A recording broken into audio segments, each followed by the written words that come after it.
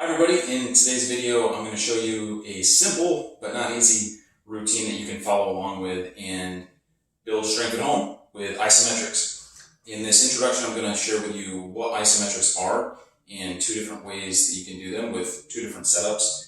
And if you're already familiar with that, you've seen this before, you can skip to the timestamp below to start the actual workout. Right, so isometrics, they are contractions of muscles where the joint doesn't move and the muscle stays at the same length. The type of isometric we're going to do today is called an overcoming isometric, which means you're trying to push or pull something that can't be moved. So the benefit of that is that we can make the muscle work hard without changing the joint angle. Typically, if you have beat up joints, whether from injuries or arthritis or whatever it is, the movement of the joint under load is typically what irritates it. There's a good analogy that I picked up from, I believe it was Chris Johnson, which I think he got it from Paul Wade's book. But if I had a piece of sandpaper in my hand and I pushed it against this wall, not much is going to happen. Even if I push straight into the wall, it's not really going to damage the wall. But if I start moving it around, I'm going to start taking the pain off. And the more pressure, the more I'm going to start to damage the wall.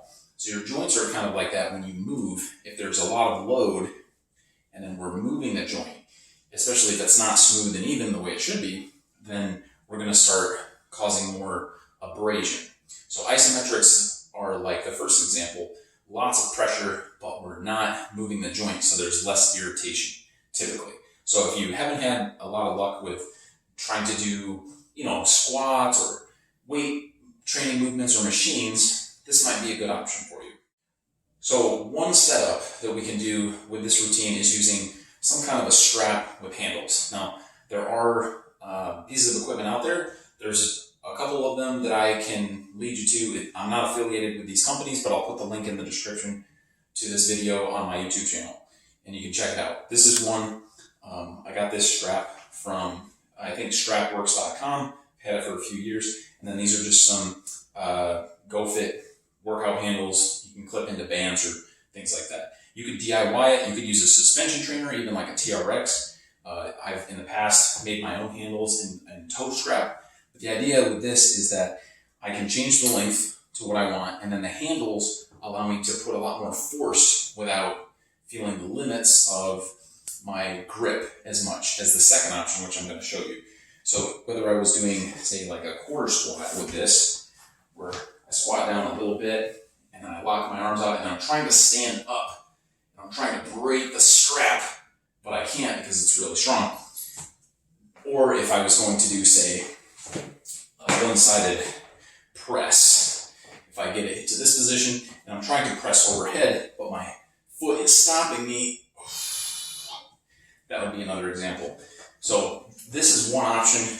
Just understand, if you haven't done this yet, that this will be typically easier for you to overload your legs because you have a better advantage with the handles. The second option, which is probably going to be easier for you right now if you've never done this, never bought equipment for it, is just two regular towels. Why two? Well, you'll see that once we get into the exercises, one is typically not going to be long enough to do both sides at the same time. So if you have two, now we can get around that and we won't have any issues. All right, so let's start the workout. All right, before we get to the strength work, we're going to do a really quick warm-up. We're going to start with some big shoulder circles and arm circles. If you have a little bit of shoulder pain or discomfort, you can always make these smaller. And I want you to start with something that's easy and pain-free.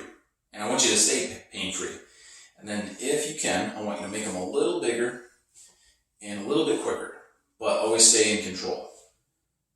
And you're just going to follow along with me, and I'll take you through this from start to finish. Now we're going to switch directions. Again, if you're here making little circles, that's totally okay. If you can make them bigger, go for it. The bigger you go, the more you're going to stretch those muscles and warm them up, preparing the joints and the muscles in the shoulders and the arms. Might feel some tension right here. That's okay as long as it's not hurting. Let's go a couple more. And relax. Okay. Now we're going to rotate a little bit. So I want you to twist your hips a little bit if you can. If you can't, that's fine. But think of like a golf swing. You're going to turn that foot over so that we can rotate the hip. We're getting the hip on this side to rotate. And then our arms are going to come up and across.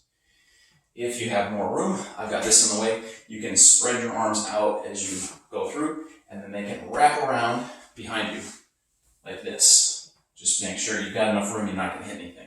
If that seems too complicated, you can stay right here. What I'm really trying to get you to do is warm up the spine a little bit and the hips for that rotation. Again, start slow and with a small range of motion like this. We're just shifting our weight from foot to foot, getting that twist. But if you can pick up the speed a little bit, go a little faster and a little bigger. Go a little more, a couple more, and good. Okay, now we're going to pick our feet up. If you have balance issues, you can hold on to something. Hold on to a wall or a chair. I want you to bring a knee up, put it down, other knee down, and we're going to march. Okay? And again, the higher you pick up the knee, the better, but it doesn't have to be super high. Depends on you. Do what you can do. And if you don't have to hold on, I want you to try to tap your knee with your hand like this. If you want to take it up even a little bit higher step than that, I want you to reach across, touch the opposite knee or thigh with your forearm, or you can go to the elbow. That's going to make you twist a little bit more, going to make you bring that knee a little higher. We're going to get those abs warmed up, and the hip flexors, and the glutes, side to side. Boom, boom. A little bit longer, and good, relax. All right, now we're ready. All right, guys, set your towels on the floor so you can stand on the ends. Feet about shoulder width apart. We're going to have a chair or a bench, something behind us. We're going to grab our towel. I want you to get into as deep of a squat as you can hold with some level of difficulty without any pain in your knees. Think about pushing your butt back towards that chair, keeping the knee over the ankle, not letting it shift forward. When you get to that point where you feel like that's about as low as I can hold for 5 to 10 seconds, choke up on your towel so that you can hold it arms straight, okay? Then you're going to stand up as much as you can, pulling against that towel. You should feel your legs really kicking in, and then we're going to relax. And you can sit down on your box in between reps. We're going to do 6 seconds on, 20 seconds rest. Ready, set, and go. Grab your towel, try to stand up. Exhaling the whole time. And then we're going to rest. The first one was a little bit shorter. So now, during that 20 seconds, you want to stay in position. It's very short. You don't have time to go anywhere. You got to stay ready. Just enough time to get the energy back in the muscles so we can hit that second set a little bit harder, okay? 3, 2, 1. Get in your deep squat. Hips back. Hold on tight with the towel. Arms straight. Pushing in through the feet. And relax.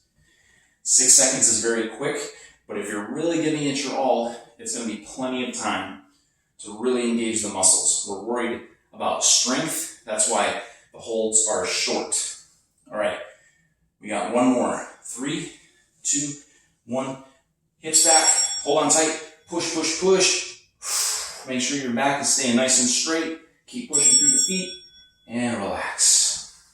For our next exercise, we're going to do an overhead press. We're going to lay our towel on top of our chair or bench. Make sure there's enough of it there that when you sit on it, it's not going to pull out from underneath you. What I found to be the most comfortable was to lay the towel across the hand like so, coming out towards the pinky side of the hand. I want to be high enough to where my elbows are about 90 degrees, so I'm kind of midway through the overhead pressing motion. Okay, so if you're ready, we're going to go. We're going to do 3 sets, same thing. Here we go. So take out the slack of your towel, exhale, and pushing straight up. Like you're trying to rip that towel in half. Keep going, and relax. So it's important as you do these to maintain a good posture. Stay tall. Don't let the head go forward. Don't arch or round the back. Make sure you're not jerking into that motion. Keep it nice and smooth. Set number 2, up in a position. Ready, hold on tight, and push.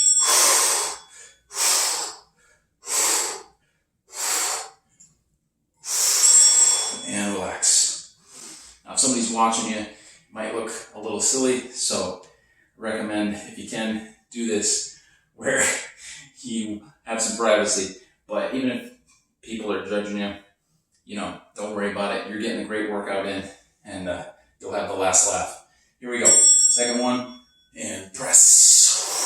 Staying tall, keeping our core tight, and relax. Gradually taking off that tension. Okay, for our third exercise, we're going to do a row. This is going to work all of our pulling muscles, our bicep, the back of our shoulder, the big lat muscles, even our spinal muscles up and down our entire back.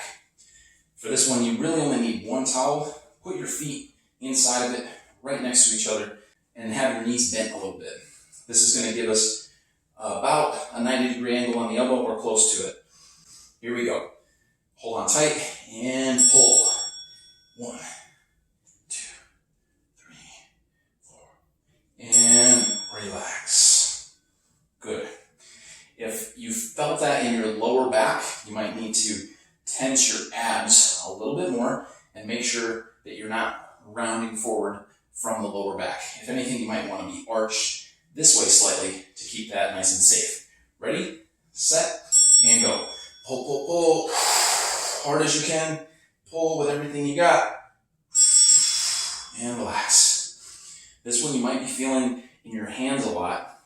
That's where that handle and strap idea in the intro can make it a little easier on you to be able to pull with the bigger muscles of the upper body, but this will strengthen your hands quite a bit. Just don't go overboard. All right, third one, ready? And pull everything you got.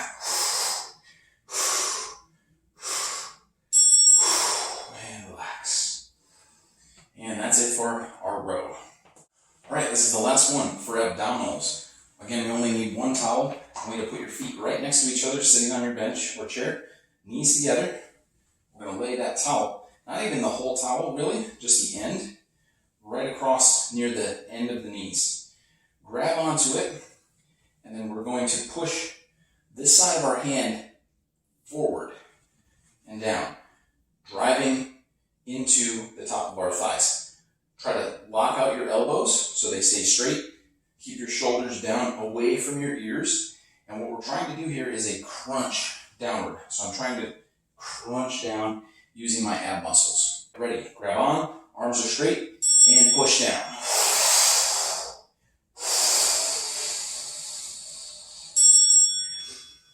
And relax. If you did that right, you felt it right here. If you felt it in your lower back, you might be arched like this, and that's not going to be the best position for your back. We want to be slightly rounded forward, even though we're not moving. That will help engage the abs. Ready? And go.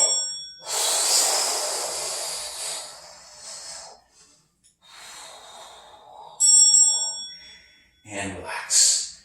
That's 2. 1 to go. If you're having trouble with your hands, they feel beat up after the row, you can also try just pushing on top of your knees with the arms locked out. That also works.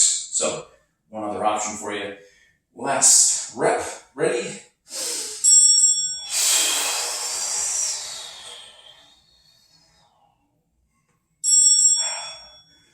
And relax.